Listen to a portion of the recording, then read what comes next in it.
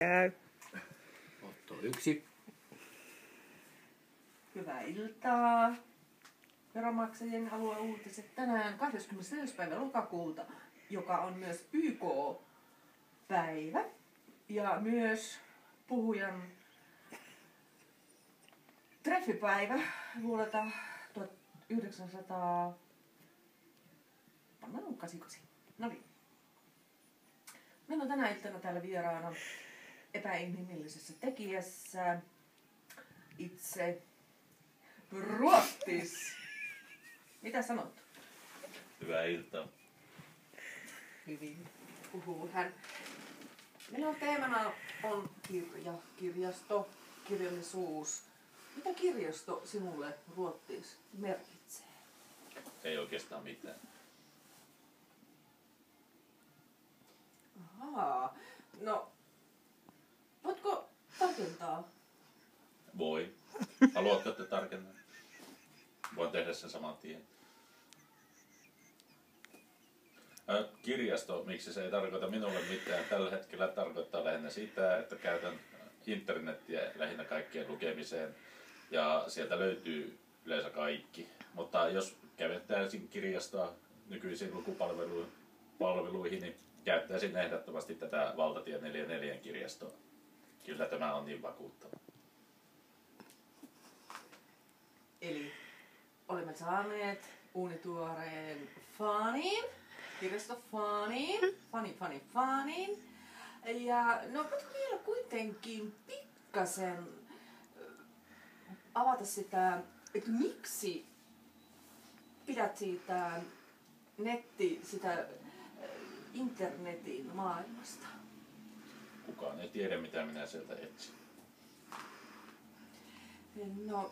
No, kun olet nyt täällä Valtatien kirjastossa, sivukirjastossa, niin toisitko sinä sinun ystäväsi tänne? Onko sinulla yleensä ystäviä ja miten sinä yleensä koet ihmissuhteet? Itsehän olen tällä hetkellä sinkku, vink vink, mutta jos minulla olisi ystäviä muuta kuin tässä huoneessa oli, että tällä hetkellä totta kai toisin heidät tänne ja jättäisin tänne. Hylkäisit heidät. Hellään huomaa. Helläs huomassa. Näin olemme saaneet uuden kirjaston ystävän.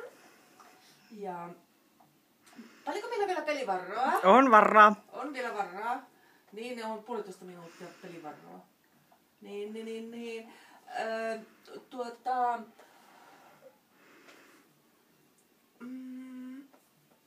Mitä teillä on tullut lasissa?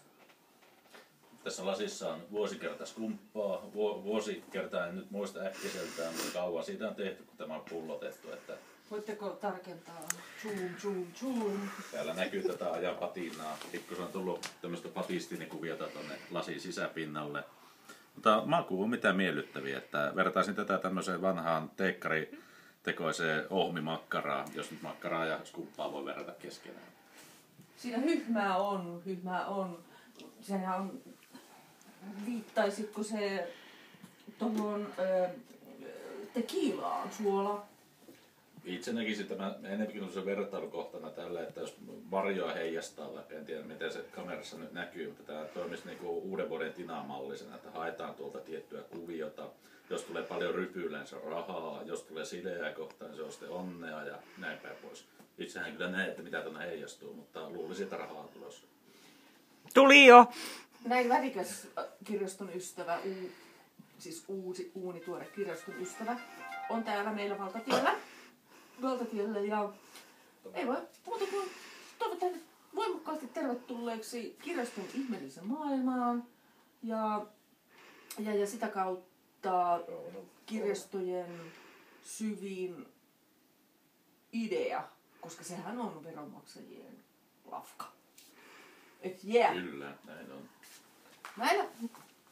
Näillä puheen miekkamies jahti. Puhelinkoppi. Puhelinkoppiin meni miekkamies. Näillä puheen veronmaksajat kiittää. Menikö 3 minuuttia?